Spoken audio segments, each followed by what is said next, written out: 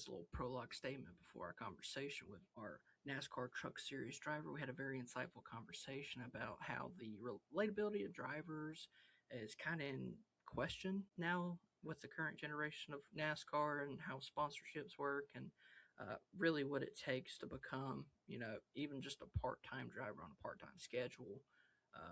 But this man is not afraid to say what he thinks. And when real people are on this podcast, real conversations happen and real words are said. So this is just your warning. I would recommend that you listen to it because there's so much good insight and information that you can gather from this conversation. So thank you guys so much for listening to the 4Y podcast. And Blake will take it away right after the introduction. Driving fast and feeling free on that asphalt lane. 4 wide a ton of day, they ain't holding no chain. Norton front, back, comfort, and we get paid. Bars and America songbooks, paper is down the team. 4 cars side by side in a wild thrill ride with the roar of the engines leaving all doubts behind. As the wheels spin on, chasing dreams we can't hide. NASCAR life where legends never die. All right. What is up, everybody, and Happy New Year. It's great to be back with you for season 2 of the 4 Wide podcast. Joined with 2 out of the 3 co-hosts. Austin is keeping up his streak of not being here, so kudos to him. And so, Cole, good to have you with us, and Kent, good to have you. And we've got a special guest for everybody this evening, Mr. Stephen Mallozzi, a Craftsman Truck Series driver, is on with us. Stephen, how are you, man? Living the dream, baby. How are you?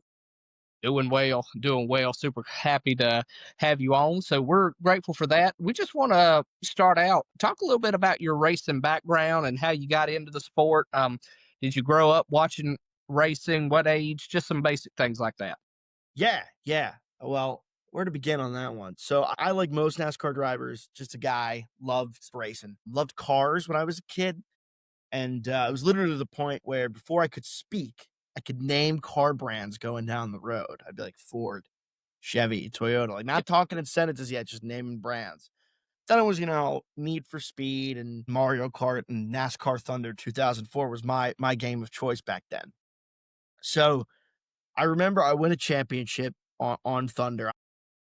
Gosh, 8 years old. This is 2009 probably, which is crazy to say that that's 17 years ago. I don't even want to think about that. That grosses me out. And I go upstairs to my dad and I'm like, Dad, I am so good at these racing video games. I bet you I'd be good at it in real life. And he's like, buddy, that is not how this works. So he took me to a rental go-kart track. Like literally one of those ones where you go pay $20 and you drive around in a circle for 8 minutes. One of those, I did that competitively for 4 years. And by the time I was 13, my dad was the one who got bored of it. He's like, I don't want to watch you do this anymore. This bores me. Like, I'm sick of watching you do the same freaking thing over and over again. So he discovered what's called competitive kart racing, which is what's in this photograph behind me. I don't know if you guys know anything about that, but it's where a lot of drivers get their start. The most prominent of which right now that I could name is Connor Zilisch.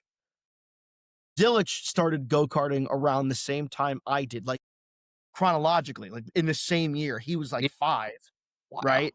But I was like 13 and I was just a couple classes above him. So I started doing that. I won a national championship. I raced overseas in Europe, and then my dad got sick. And you guys know how racing works. If you don't have somebody who can back you, you're done. I'm from like a pretty well-off family, like a not like a racing wealthy family, right? Not well-off enough family to go-kart racing, but we would stay at Motel 6s. We'd haul our own trailer. Like it was me and my dad. We were a father-son team. It was stage 4 lung cancer, bad stuff. Gave the guy 6 months. He's been around 10 years now. So this is in 2016 or 2017 he got diagnosed, and he's still kicking today. But that was it. That was it for karting for me. And I transitioned into commentary. I did a bunch of go-kart commentary stuff, which is actually how I got to know Connor, because he was winning everything back then too. And I went to college. I sort of dropped racing while I was in college. I worked for ESPN. I did broadcasting for ESPN. I worked there for a while. And then one day it's COVID. It's 2021. I'm home for the holidays. Not really any classes going on anyway. It's the whole shitstorm that was COVID. Excuse my French. Sorry if we can't curse. That'll probably happen a couple times. And I'm just kind of in a bad mood. Like I'm grumpy. I'm really grouchy about everything going on because all the news about Daytona ARCA testing is coming out. Mm. The entry, like right about now, like what happened? I think today the ARCA list came out, and it was right around this time. ARCA entry list comes out, and you know whose name's not on it? Stephen Mallozzi's. It's not on there. So yeah, I'm like, this sucks. This is terrible. I was at the top of my craft. All these kids, I was racing against guys like Latifi back then. Here he is changing the outcome of the F1 championship, and my ass is sitting on a couch going to school for economics. Like, what are we doing? My dad walks into my room, and he's like, "What is your problem? Like, what is your deal right now?" I'm like, "Dad, you know, it's really bothering me right now that I never got my shot in racing." Mm. And keep in mind, this is a guy who's been fighting cancer at this point for 5 years. He gave everything, his weekends, his salary, whatever he could to try and make my career possible. And now I'm telling him I never got my shot. And my dad is a guy with a really long fuse, very rarely blows, but when it does, it's pretty extreme. So he turns, walks up to me, gets his finger within probably an inch of my face, and says, "Son, let me tell you something. If I treated my cancer the way you treated racing, I would have died 5 fucking years ago." Wow. And turns and walks out of the room. Doesn't say another word. 3 days the man didn't speak to me. Days. Started sending emails to everybody. I got really lucky. I happen to know the 76ers commentator, and he knew a guy at NBC who's Michael Carey, if you guys know who that is. He now works for Junior Motorsports, who referred me to another random dude who got me into Josh Ryome's shop. And they told me to move to Charlotte. I moved to Charlotte in the middle of April during the semester, right? This took a few months to transpire. And I started working an unpaid internship at RBR while I was in class. Like I'd be underneath a race car trying to figure out how to change a transmission on a late model, right? While I'm in freaking calculus 3. It was stupid shit. It was ridiculous. So Josh, eventually I got stuck in the hauler with him back from Knoxville because our hauler driver quit mid-weekend or something. So it was just me and him the whole ride talking all night. And he heard my story and I heard his story. And they're very similar stories, right? Josh grew up in the same type of karting I did the same international karting races I did, like same story. And he's like, "Man, I wonder what would happen if my dad got sick." And from that moment on, the guy started helping me figure it out. Mm. And the rest is kind of history. That's kind of the general how I got to racing story. But I always knew that racing wasn't, you know, feasible in today's economy to sort of make a career unless you get really lucky. So I went to law school too. And now I'm in law school and driving race cars. That's sort of what I'm known for, I guess. Nice. What school are you going to? I'm going to Temple University in Philadelphia, and undergrad I went to University of Virginia. So, Okay. Yep. Man, that's Yep. awesome. Yeah, thank you. Thank you. It's a good time, law school. It's not. It sucks. It's awful. Don't ever go. I was going to ask you, what are your 2026 racing plans? Are those out yet? They're not. My plans are very whatever happens, happens. There's a couple of things that I have in the works. One is law firm related, which I think would be pretty awesome to do. Most people could probably put 2 and 2 together based on who I race for and who sponsors my teammate about what I'm trying to get done with that particular law firm. Nothing's set in stone, but there are conversations that are really promising. Yeah. And I would love to do a race or two for them. Obviously, I threw my name in the ring for the Dodge free agent seat for a race, and I'm hoping they give me one. So here's the thing with that, and I'm a little shocked that I haven't heard back yet. And even if I had heard back, I don't think I could say that I heard back, but I haven't, genuinely. Right. I don't know who else they could possibly want in that seat. And here's why. Here's why. I have owned in my life 7 motor vehicles. Okay. I basically go through one a year. I drive a ton, like 80,000 miles, 60 to 80,000 miles a year. So that's all I do. I'm driving. My job was pizza delivery in undergrad. It was what I did. Right. 6 of those cars were Dodge Challengers or Chargers with the Hemi V8 in it, which is the big thing that they're marketing coming back. Yeah. Right? Not only was that the case, and not only am I a strict brand loyalist when it comes to Dodge, Okay. There is media out there that confirms that I sold my Charger at one point to do St. Louis, to do the Gateway Truck Race. And how fitting would it be if after all that, Dodge came back and said, well, you know what? We're going to give you a race in our free agent seat now because you were so loyal. Then, by the way, the next race I did was Pocono, and a different sponsor, a car dealership, gave me a Dodge Charger from 2006 as part of the deal. And last but not least, my first ever late model sponsor was my local Chrysler Dodge Jeep Ram dealer. So, like, you can't make this shit up. That's the story, right? Like, that is, like, you got 25 races. Give me one of them, please, damn it. There can't be 25 better candidates than me. So I got it. They're gatekeeping you right now. They're gatekeeping me. They're afraid that I'll be too good at it and that they gotta kick one of the other guys out and give me the full-time seat. Now, granted, the driver resume is lacking a little bit, and Josh is fine with me saying this. It's not like I'm driving for Tricon Garage or anything, right? Like, I drive for a 28th place team. It's like if I bought freaking Blake a $250,000 Ferrari and Blake bought me a $10,000 Nissan Altima and said, let's go race. Well, it don't matter that I'm a NASCAR driver and Blake is Blake. He's going to smoke me. He's going to No, I definitely still have my money on you. I definitely. And you know what? Now that I can hear what you're saying, I really appreciate that comment. Yeah. So I really, really hope, and I've been trying hard to get some traction with it. What I think I'm going to do next week is I'm going to post a video to Twitter explaining this whole thing and telling the Dodge story and tag Colleague Ram and tag Dodge, because what's the worst that can happen? And it's like, at this point, they're probably just throwing random guys in there. And I feel like I'm as well qualified as anybody to do it. And I just want my shot, right? Yeah. I just want to know, hey, in good equipment, can I go run top 15? Or am I really actually terrible? And all the people on Twitter who tell me that I suck are actually just right about it. Like, it's really something that you want to know, because every level of racing, everybody in NASCAR, and this is true of everybody, including people like Chris Wright, who get so much hate, valid hate, but so much hate. They have won. Even those guys have still won at practically every level of racing they've been in, right? So when they funnel up to NASCAR, they're not used to losing, and they do a lot. And it's like a total, there are times when I'm in a truck and I'm like, why am I not in a go-kart right now? Why am I not going to do something where I can spend 10 grand for 2.5 or 3 races and go have fun, instead of finding sponsorship for $35,000 to go run 29th place?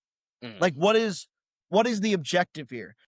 Because if I've established that a career is a difficult path to take, and that I'm probably going to end up being a lawyer somewhere, at some firm litigating stuff, what is the objective besides to go out and race and have fun? And if that's really your objective, then shouldn't you go do something you can really compete in? So I would really like that opportunity with Dodge. It would be fantastic. If you could pick one track to do that at, what would it be? Definitely won't be a track I'll get, but it would be Daytona or Talladega. Absolutely. And granted, the one downside of that is you don't really prove if you can do it.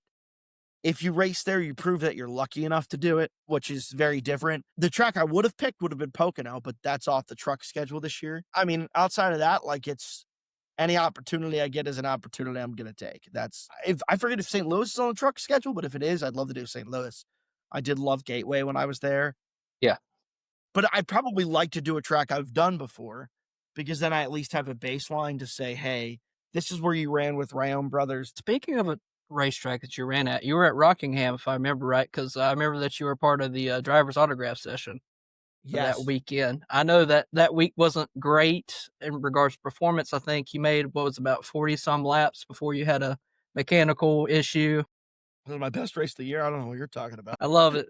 But how was it, the return of Rockingham, such a prestigious racetrack, being a part of that weekend? How was that for you? Awesome. Like, one of those tracks you grow up playing as a kid and don't understand how scheduling works.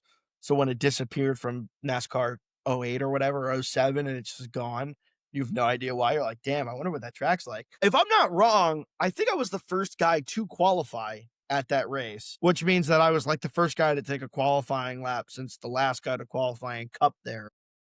That's NASCAR race was. It was just awesome. It was really, really cool.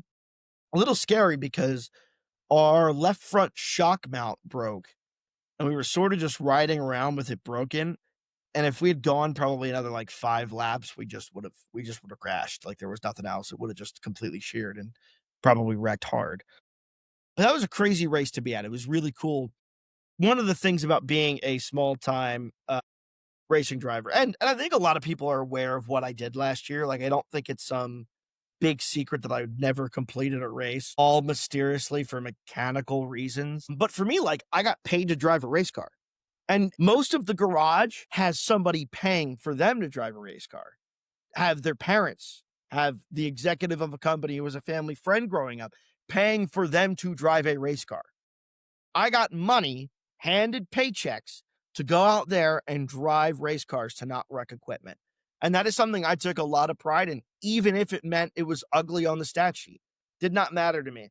And for me, I got to do what I love. Whether or not I get to run 5 laps, 50 laps, or 500 laps in a race car, I'm a race car driver. I want to be in a race car turning laps at 160 miles an hour, no matter where it is, no matter when it is, no matter where I am in the field. And being at a track like Rockingham, it's one of those moments where like, yeah, I guess I am kind of glad I stuck with this and didn't quite give up on it yet. Man, that's awesome. Go ahead, Kent. Yeah. Yeah, Kent. Give me a question, baby. I got the functioning microphone. Hey, you mentioned so much, like 14 different careers that you had before you actually got into this truck, and you just kind of glazed over.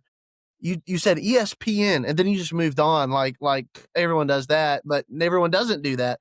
Tell me a little bit about what that was like doing, commentating. What did you commentate for? Who were some of the cool people that you met through ESPN and some of those other facets? Yeah. So I guess what's really interesting is people see the people who are NASCAR fans, really good NASCAR fans, and watch the truck series, see Steven Mallozzi, and they think, oh, NASCAR driver. I don't think of myself that way because it's never been my full-time job, right? And I've worked, 14 is actually probably about the right number of jobs that I've had. But like a lot of those were because I'm very different than a lot of the kids we have coming up through NASCAR today. Like a lot of them are, like we've talked about, wealthy kids who just have money to go do whatever they want. I wasn't like that. My parents were servers growing up, right? Like they paid their way through school. My dad made his own name. My mom made her own name. They figured it out and they made all me and my 2 siblings operate the same way. I always had to have, my policy was if I wanted my parents to pay for stuff, I had to have a service industry job to teach me how to act, right? Because to them, they told me, and I totally agree with them, that every kid should have a serving job because it will teach you how to handle relationships in a way that most people don't ever experience if they don't, right? As a 5-year Chick-fil-A employee, I 100% agree with you. Yes, exactly. When you are in that industry, you totally get it. So there was a point where I was a dishwasher and a line cook. I was a Domino's delivery driver. By the way, one of the 50 best in the country. And then I got fired for too many speeding tickets. None of them were on the job. I never got caught on the job, but I did get too many speeding tickets off the job and got fired. Have not had one since, shockingly. And then, after I got fired from Domino's, I was like, well, what's the closest gig to delivering? I'm like, probably serving. I'm like, what's my favorite restaurant? Outback Steakhouse. And just like Dodge, this is very similar to Dodge with the brand loyalty conversation, right? My dad and I had a tradition when we go-kart raced. For all the years that we did it, after every weekend, no matter where we'd finish, top or bottom, we would find an Outback Steakhouse and eat at Outback Steakhouse. That was our thing. Like, we loved Outback Steakhouse. So when I was picking where to get a serving job, I was like, yeah, let me go to Outback Steakhouse. And I worked there for probably like 4 years it was. But during my second year was when I decided that I was going to keep trying to pursue racing, and I figured out Martinsville, which was my second start. And I thought after Mid-Ohio, I was done. Like, Mid-Ohio was my debut race. It went pretty well. We finished 22nd, which was RBR's best finish in the second half of the season. And like, that was the dream. My goal when I went into this dream was do a NASCAR race with my dad around to see it, and then I could walk away and say that I did it for good. Mm. Well, then the year went by, and honestly, like low key, I got to be honest, I met a woman who convinced me that I was wrong. Don't know her anymore. We don't talk, but she did convince me that I was wrong. So it still has a lasting impact. Never forget that woman. She saved my career. Who inspired me to go do Martinsville. I literally threw together the funding, and it was that rain delayed miserable race that took like 4 hours and ended at 12:30 after like 90 laps or something ridiculous. So I'd spent all this time and effort finding funding to run 60 caution laps and like 25 green flag laps. To make it worse, the battery died and we finished last. Fantastic stuff. Truly just spectacular. So I drove all the way back to Charlottesville, which is 2.5, 3 hours. And like, I think it was 3:30 or 4 by the time I got back. I had a 10 a.m. opening shift the next morning, and my ass showed up. I didn't call out. I was there working. You know why? Because I needed the money. Yeah. That's simple. I get there, and my first table are these old ass people who are the absolute worst customers I think I've ever had. Now, granted, maybe I was just really tired, but they sucked. The Diet Coke is flat. The bloomin' onion's not cooked. My steak's too cooked. Got a free dessert that expired in 1994. Shut the hell up. My God. I don't say any of this, right? Like I put my tail between my legs and go to the back, and I'm ready to like flip out. And then I'm like, this is actually crazy. I should tweet about this. And I'm like, because I guarantee you almost no other person in any professional sport across the board goes to play their game and then goes and has to work at Outback Steakhouse the next morning. So I tweeted about it, and of course it went semi-viral.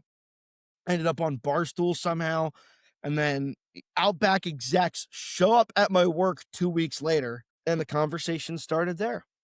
And they're like, we want to get you close to your home market. The closest race to your home market is Bristol, so we're going to do Bristol. And to this day, I still have bloomin' onions that I give out to people for free with my name on them that are real bloomin' onions, that are free bloomin' onion cards.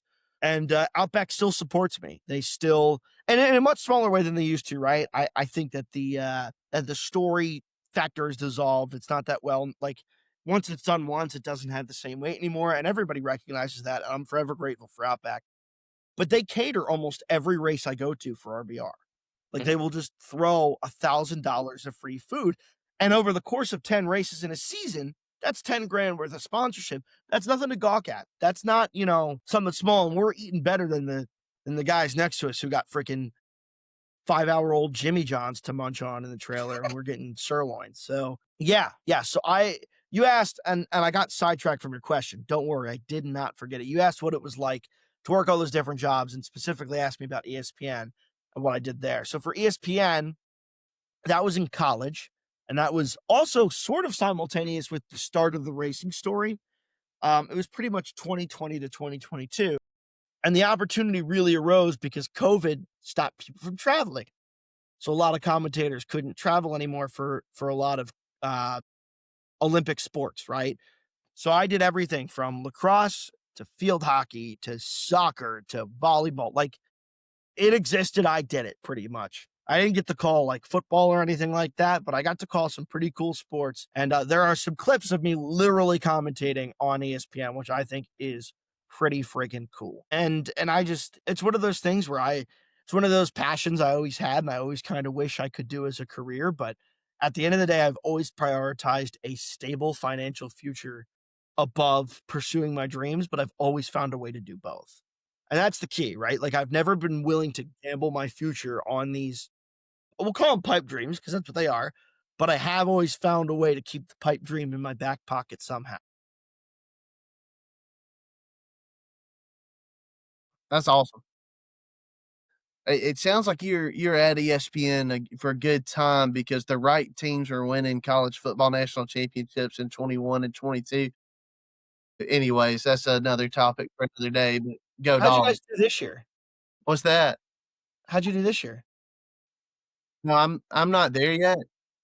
I'll let you know. I'm a little triggered. Yeah. You know what? Want to know?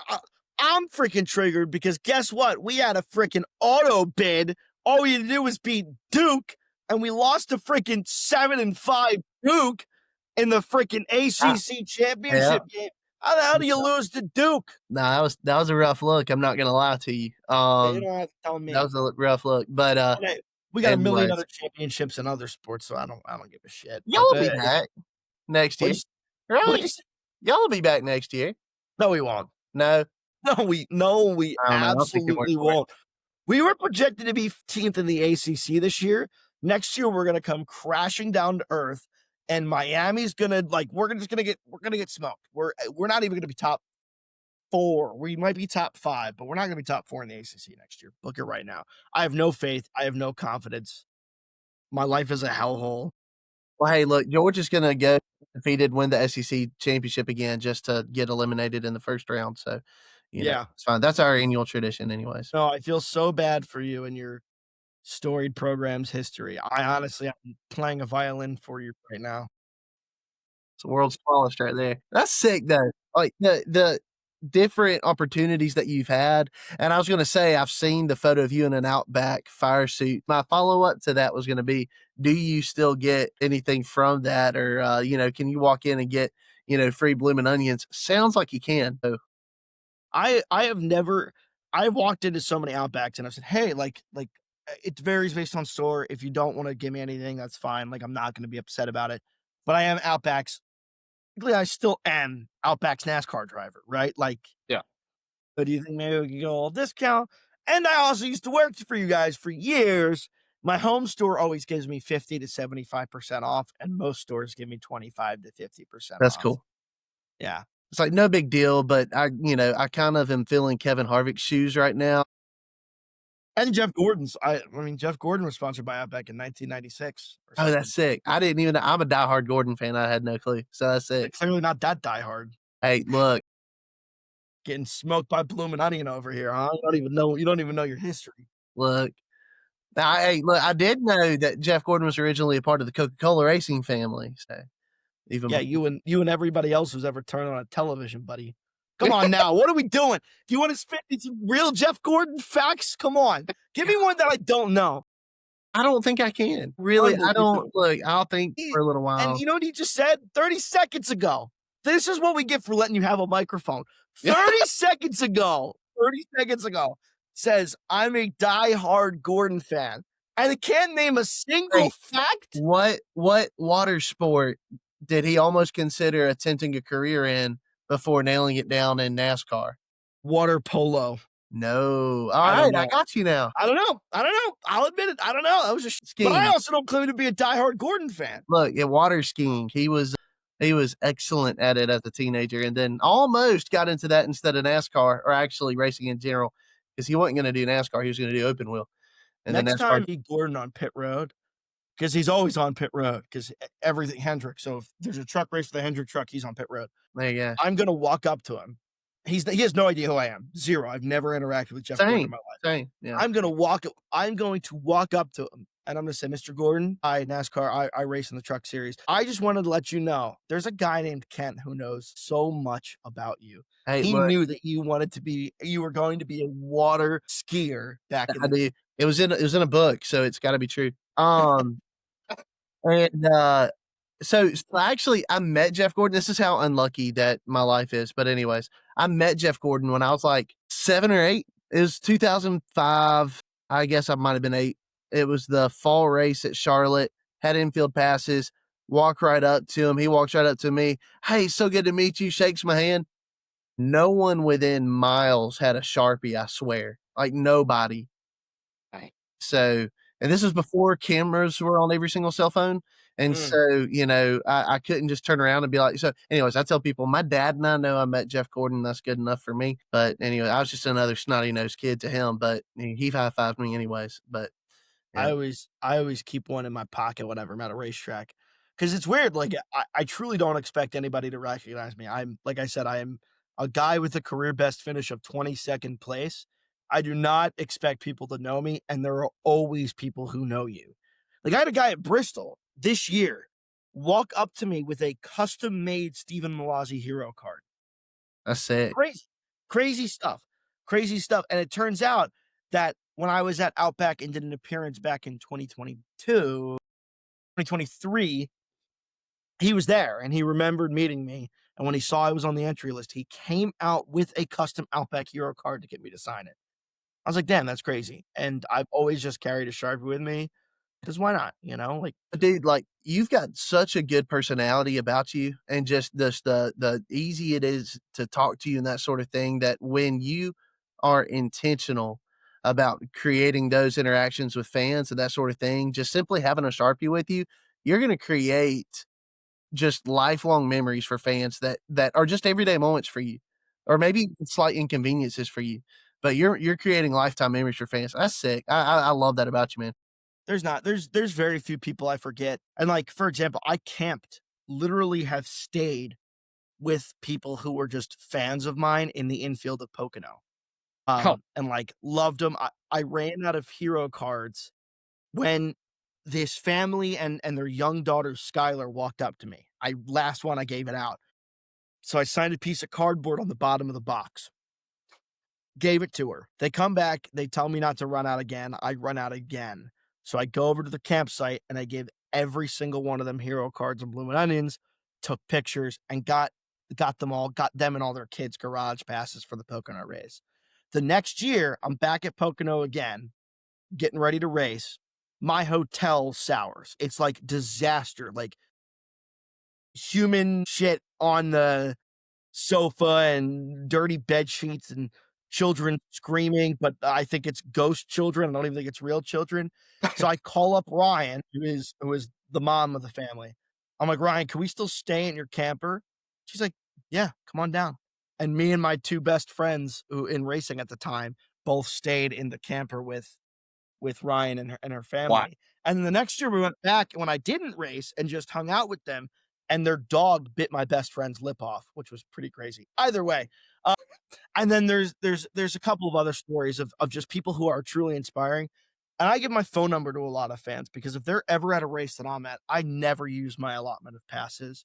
I will always give those people passes. Like the people who support me and who, come out to races are the people who make the sport great. And I think somewhere along the way, and this is a much bigger point about NASCAR as a whole, we lost that, right? Like everybody in the 70s, 80s, and even 90s of NASCAR became superstars, right? They earned superstardom. They were nothing and they became something. And like, I hate to be cliche, but I'm going to be cliche. Think about Dale Sr., right? And where Sr. came from and what Sr. was, right? He was a super, super impoverished Southern American guy whose dad worked at the factory and occasionally raced local stock cars, right? Like that guy was destined for a mediocre life and figured out how to become the greatest race car driver of all time. Our sports, right? NASCAR is not like college football, right? If Ken ever has kids, which God help us all if he does. He's already got one, baby. My God, that's a cute kid, actually. We're fine. Very cute. Thanks after his mama. Congratulations. Yeah. I'm just messing with you, by the way. Like your son is going to share your passion for Georgia if you let him, right? You said Georgia, your dogs. Yeah, well, he yells, "Go Dogs!" I actually can't get him to stop. Right. And a great example too. My dad is a huge Philadelphia Eagles fan. Who do I root for? The Philadelphia Eagles. That's probably you're welcome for all the defensive players. Thank you, especially the ones that don't know how to drive. Most of those don't make it to the NFL, but one of them did. I promise you, he's on our team. Great. So NASCAR's not like that. I grew up a Tony Stewart fan, right? As a child, when I was 4 years old, I decided I loved that Home Depot orange. Tony Stewart was not racing by the time I was done high school, right? So now I have to find a new driver. When I have kids, right? God forbid. When I have kids, those kids are not going to be able to root for the same drivers I root for. So they have to find a reason to root for people, right? A story, something that makes them great. Guys like Labonte, guys like Gordon, guys like Earnhardt, guys like Waltrip, they all had something that made them worth rooting for, right? Who in the fuck looks at Justin Haley and says, my God, that's my guy. Yeah, he's got a great story. He's out here catching strays. I'm sorry, it's true. Like, you look at the guys who are back markers in the 90s, they all had fans. All of them. All of them. Eric, I know people who have Eric McClure t-shirts, and he was awful in Cup. Yeah. Like, what are we? I mean, like, there are just so many He had one of the hardest crashes I think I've ever seen. But the point is, all these guys have reasons to be beloved back then. Now it's pretty much just a bunch of rich white kids going around in circles for 4 hours. And I don't have a reason to root for any one of those rich white kids more than the last one.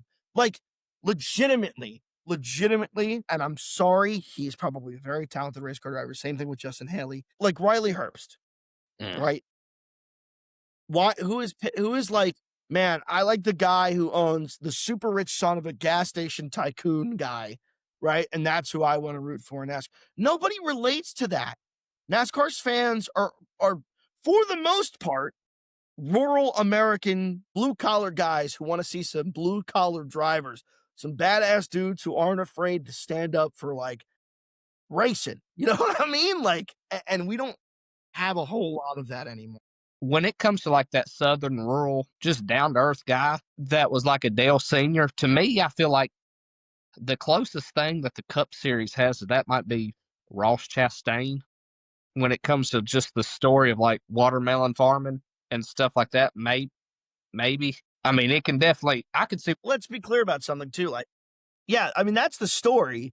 The truth is, Ross Chastain is not from, like, some rinky-dink. His family's, like, the largest provider of watermelons in the country. For sure. Like, they own a huge watermelon farm in Florida. Like, that is, and granted, the reason why his story is likable is the same reason why somebody like Michael McDowell's is likable, right? They grinded. They were in awful equipment for years. Michael McDowell was literally a start and park driver. That is why he is my personal favorite. Yeah. And by the way, the reason why we see the most popular drivers in our sport are Elliott and Blaney, almost unilaterally so, is because they had dads who raced in NASCAR. Like, it's not a complicated equation to me. So I've always said, Blake, that the solution is simple. Okay. NASCAR tries to turn a profit on Truck, Xfinity, and Cup. You should say, fuck it. I don't care about Xfinity. I don't care about trucks. We're going to fund the whole thing out of pocket. We're going to pay whatever it costs to put cars on the racetrack. We're going to make them all as equal as we can.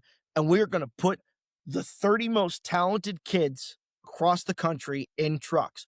We're going to cut most of them. We're going to keep some of them. And we're going to let fans pick who they want to see in it too.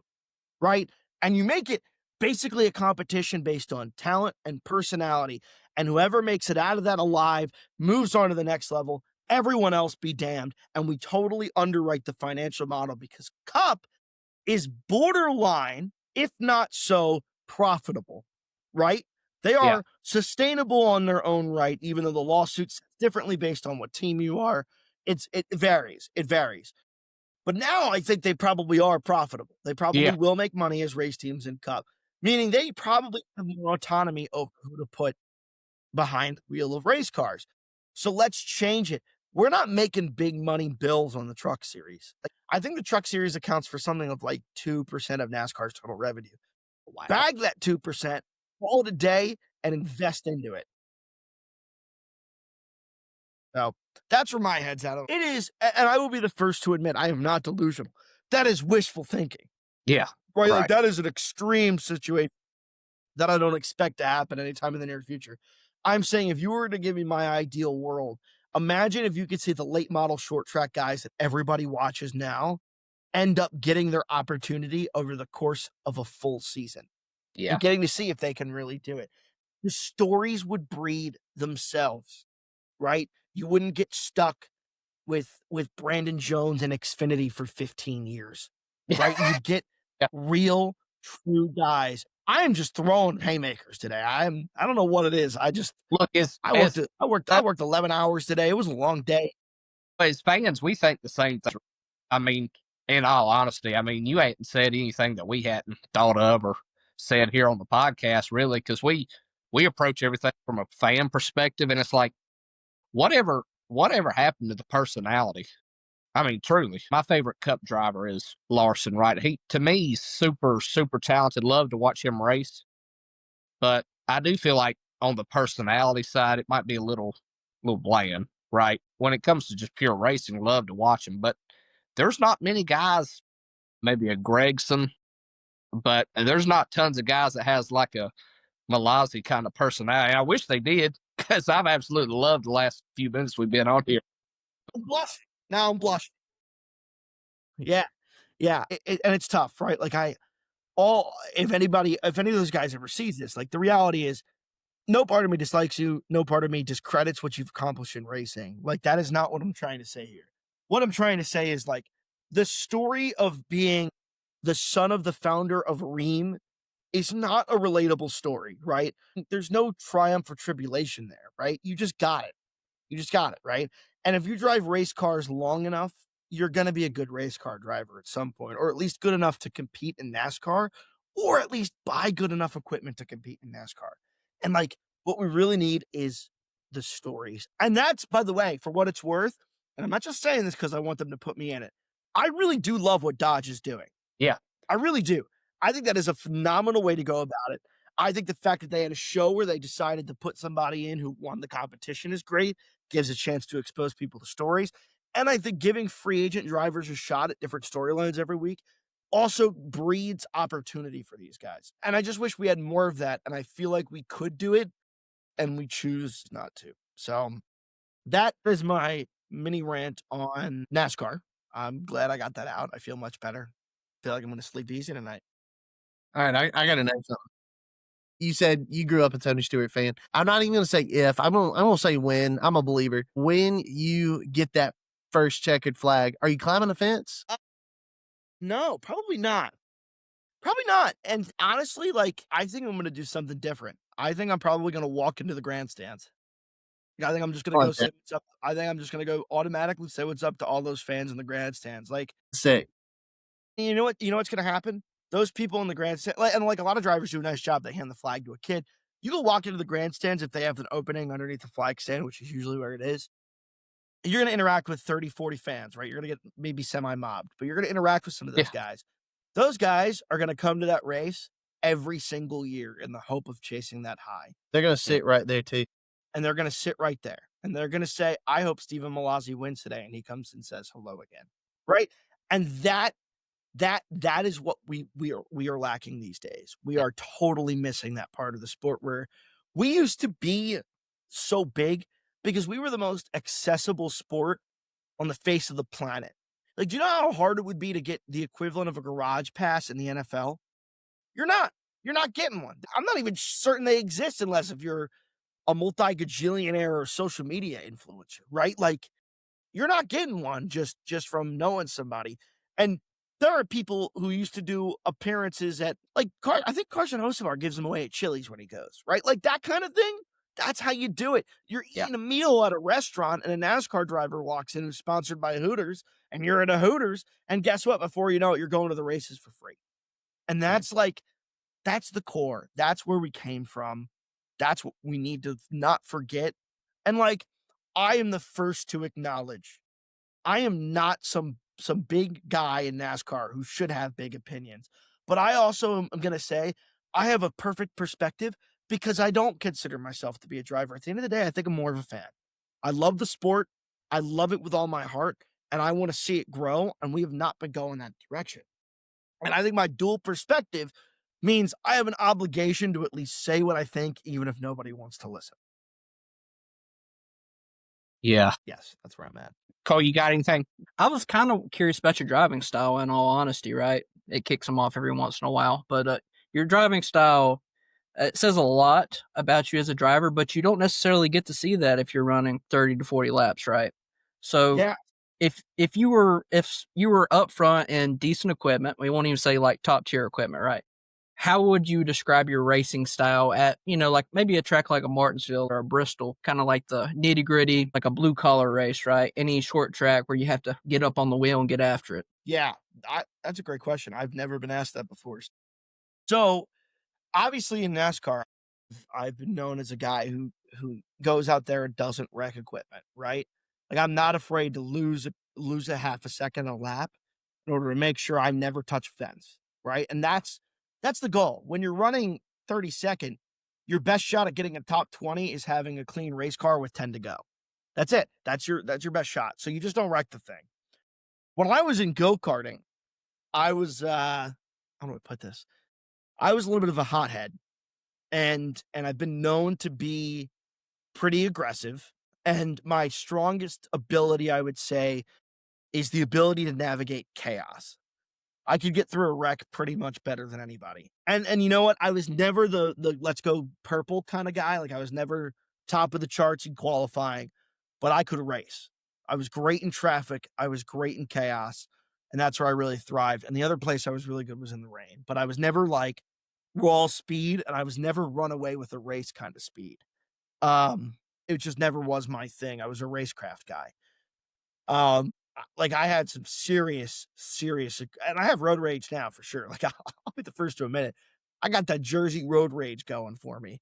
And like, there was, when I was at World Finals for karting, right? Somebody cut me off and hit my bumper in. And they have these things called drop down bumpers where your bumper would drop. And if it drops on one side, you got a 2-second penalty. And if it dropped on both sides, you got a 5-second penalty or something like that. He clipped my bumper, 2-second penalty. That's in that kind of racing. That's like all the way to the back. That's like a super speedway 2-second penalty type thing. Like it would be huge. So I drove into the pits and I did not let off the gas and I slammed into him because I'm like, what's the difference between a 5-second and a 2-second penalty? Bent his axle, bent my front end, killed the go-kart. I was furious and got out and started yelling at him. And the other example I can think of that really solidifies me as a hothead. Actually, too, I flipped a kid over his cart during a red flag in Vegas. That was a good one. But he came after me. It was his fault. That's on him. Like I'm not gonna put up with that. And then when I was fighting for a state championship in New York, I was leading with 2 to go. I had led from flag to flag, but second was right on my heels. Like all over my ass, pause. And just like, really pestering me. But I was defending well. Lapped car comes up, blue flag comes out. He doesn't move for 3 corners. And finally, I'm just like, I'm going to take him on the inside. And he decides that moment is the time to move and takes me out. I end up on one side of the racetrack. He ends up on the other side of the racetrack. I slam my helmet in the seat, crack a $200 seat, which my dad made me pay for. Yeah, he was big about that. He's like, I will pay if you crash. I will not pay if you're stupid. They're different things. Yeah. Walked across the hot racetrack. The race was still going on. Okay. And absolutely lost it on this kid. And I still remember his name. His name was Blake Jafari. And I felt really, really bad about it. And he actually quit racing that year. It was bad. I said some bad things. And last one I could think of is how I met one of my best friends in racing. Kid by the name of Jack Phelps. Yes, a relation to that Phelps. He is his son. And we were racing on the same team at Nationals one year and going through a super high speed corner of the racetrack. He was like 3 seconds off, and I was one of the 2 or 3 fastest guys there. Turns down on me, takes me out. He shoots across the track. I shoot across. I somehow just rebound off him and end up fine. And I get off and I'm like, dude, are you fucking stupid? Like, you should not fucking be here. Like, I don't know what you're doing. Completely like kind of lost it on at the time, he wasn't the commissioner. He was the president of NASCAR's son.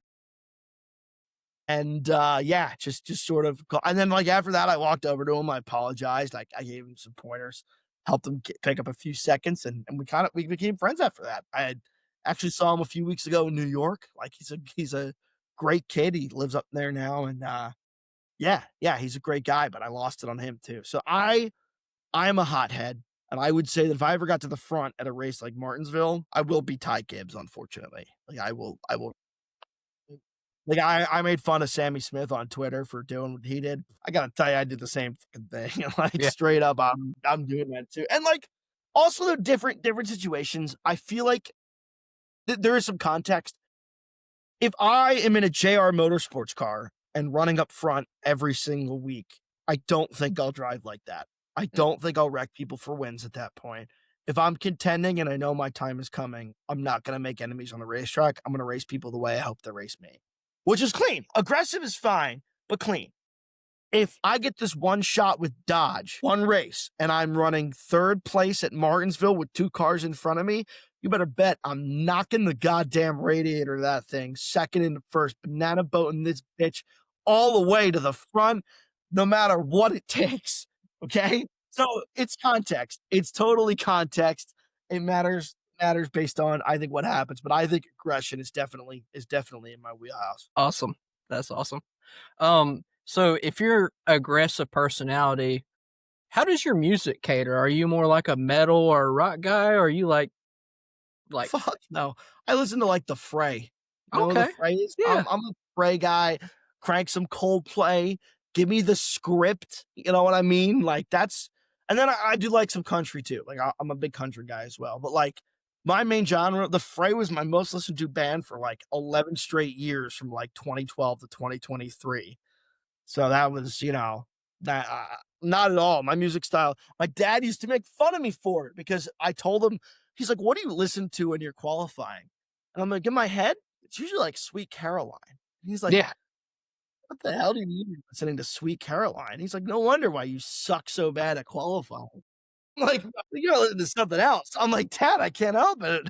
I'm like, "It's also what I listened to in turn one when half the field freaking wrecks and you find me 10 places up at the end of the day." He's like, "You know what?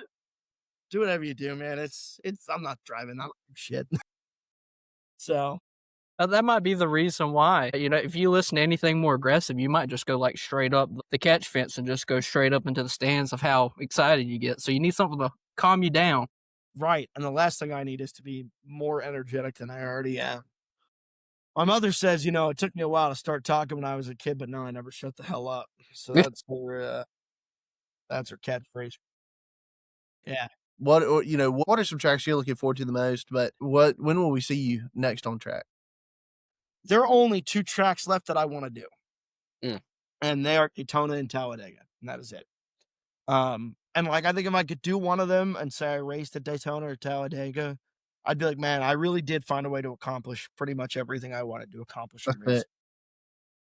All right, so that brings me to another point. You talked about the competitor in you is looking at what series could I be in where you are competing to actually to win every single time, because with the equipment, you're there, and then obviously the skill level, right? You're there. What to you makes it worth it to show up on a Friday evening or on a Saturday in a truck series race when hey, you know what? I'm going out here to live the dream, but I may not actually have a shot at this race. What about it makes it worth it to you to say, hey, you know what? I just screw winning in another series. I want to show up and I want to win, or I want to show up and I want to compete where I'm at. What's the difference maker there for you? There are 3 things. One of those is 2 of those are personal and like sort of emotional answers. One of them is just a logical answer. The logical answer is this: I'm a broke ass college kid right now. Like I'm in law school. I got no money, and you're not finding enough sponsorship to go run competitively in a late model race. You're funding that pretty much out of pocket. And like and granted, I'm not running competitively in trucks, but I could find enough money in sponsorship to go do a few races in trucks a year.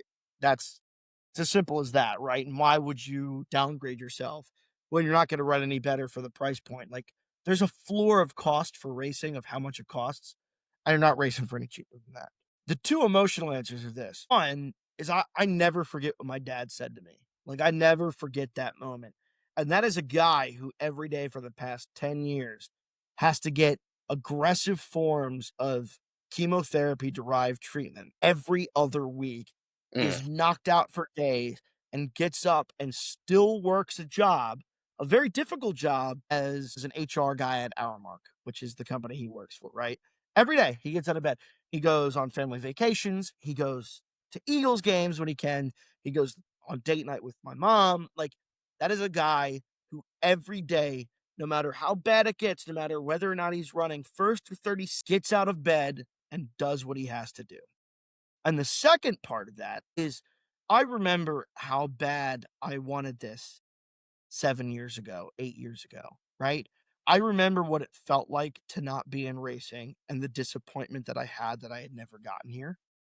And I'm at a point in my life where I can acknowledge that I have made it farther than 99% of people will ever get in their lives in NASCAR, while simultaneously achieving in other things in life that will set me up still to continue to potentially race in the future, right? And I think the number now is like 4,000 people in the history of NASCAR have ever made a start in one of the 3 national series, right?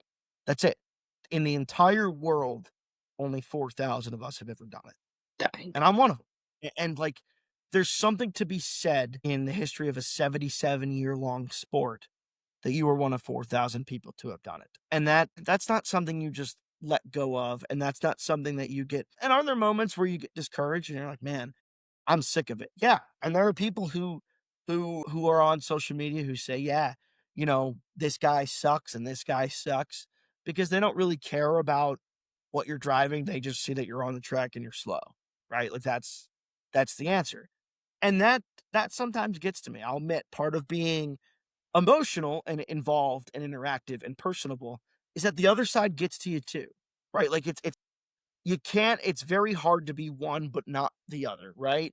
That's why when you watch other professional sports, the guys who are the most aggressive and interactive are usually the same guys who get into interactions with fans or are somewhat dramatic on social media, because those are the guys with the real passion who really care about what they're doing.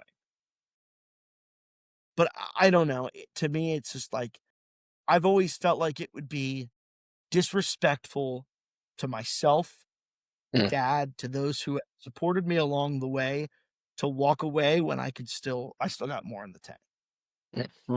Man, and I've had several family members go through cancer treatments, none as close to me as my father, right? Like for you to see your father just daily fight this battle. So just a couple of things, man, we're gonna keep him in our prayers. And absolutely. And that's so inspiring to hear not only what he's faced and how well he has fought just in other things in life, but what that's instilled in you and how that's inspired you to just even look at your career and to look at life. Nothing's going to be handed to you, that sort of thing. And I love the way you're approaching your career life. You see all these other things as opportunities to help you continue your dream, not as just a fail safe. And one day you never know, you may end up needing it as that. And I think it's wise to have that second plan, right? But especially because we live in a world that nothing's handed out, right? But for you to say, hey, look, I've got these other opportunities, for a career, whether it's, being a lawyer, whatever the case may be, to say, but I'm going to use these to create more opportunities to go live the dream. I think that's sick, dude. So, man, keep at it. That's awesome. Thanks. Yeah. Yeah. I go to work. I work as a law clerk right now while I'm in school, right? And I work at a firm. It's actually the firm my dad used to work at, which is pretty crazy, like how that comes full circle. And I'm hoping they give me a job full time. I don't know, maybe they will, maybe they won't. But what keeps me going and strives for me to be great at work is the idea that if I become a good enough lawyer one day, irrespective of right now, if I could race Daytona or Talladega, I could fund it myself if I want to, if I'm a good enough lawyer. That's, you just got to go out there and be great. And that's sort of what my motto's been the whole time, is figure it out. And that's where I'm at here. You're going to be driving the car. I wanted, obviously from Talladega Nights, but even Kurt Busch drove it, but just me on the hood. I think I'd allow people to get on. This is something else I love doing. Love putting people on race cars. Love it. Like, if you guys want the 4 Wide podcast on a race car, and you don't have a whole big budget to do it, I will do it for any price. Like, I'll just do it. I will print a sticker and do it for a small price just because to somebody, it's the same thing like the catch fence, man. Somebody will have that picture on their camera roll, and anytime one of their friends talks about NASCAR, they will bring up that photo and show them, be like, yeah, we were on a Truck Series car once. Yeah. Yeah. And it's a huge deal. Absolutely. Awesome. So, yeah. I just want to close with this last question. How can fans best support a driver like you? Yeah, that's a great question. Everyday fans, today, the name of the game is social media, right? Mm. You give me a follow on Twitter. Twitter's my platform. Twitter's the one that I do the best on. I don't do great on any platform, if I'm honest, because I try my best to stay off of social media. I'm a little too busy for it these days. But Twitter, Instagram, Facebook, Snapchat, TikTok, LinkedIn, MySpace, Foursquare, YouTube, whatever the hell it is. Like, if we have a bigger following as drivers, it is tough to sell a racing sponsorship for the price it costs to go racing these days. Mm. But what people like Frankie Muniz and Tony Breidinger have done is they leverage their social media following with their racing career. And that's what brands find to be worth it, right? Yeah. Brands find it to be worth it when they have a guy with 1.5 million or girl with 1.5 million followers on Instagram, because then they're getting the numbers that they need, right? And you'll see that they do it with targeted audiences too, right? Like Tony Breidinger goes after brands that she knows are relevant to her fan base, to her audience. And that's how he pitches it. And that's why she's able to do what she does, right? So to me, like as an everyday fan, just a follow, man, that does it the best we do. I mean, if you're a fan with $100 million just burning a hole in your pocket and you want to write me $1 million check to go racing, that's obviously the best way. But for the average everyday fan, just a nice follow will do the trick. Yeah, for sure. What are all your social media platforms? What's your username? Yeah, so Stephen Mallozzi. Yeah, Stephen Mallozzi on Facebook, Stephen Mallozzi on Instagram, and at Driver Malaz on Twitter. And then that's pretty much, I think it's at Malaz on TikTok, but I don't really use TikTok. I don't really use anything but Twitter, if I'm honest with you, but maybe I'd use Instagram more if more people follow me, but I've only got like 3,000 on there. So I don't really post that much, but yeah. So at Driver Malaz on Twitter, although be prepared, sometimes I tweet really, really stupid things, but they're going to stop me. It gives good entertainment for us. That's one of the best reasons to follow you, man, is to give something to laugh at or rejoice at, or, just people like to connect with emotions. So if there's any raw emotion that you show, it's just going to blossom into, followage and just people appreciating you for who you are. Yeah. Well, thanks guys for having me on. This was a good time. Absolutely. I appreciate you being on. All right, guys. Well, Stephen, again, thank you so much for coming. You've definitely made three fans here tonight. So we definitely appreciate you, and we'll hype you up to the folks we go to races with and help you out, man. So we appreciate it, and thank you for tuning in to the Four Wide Podcast.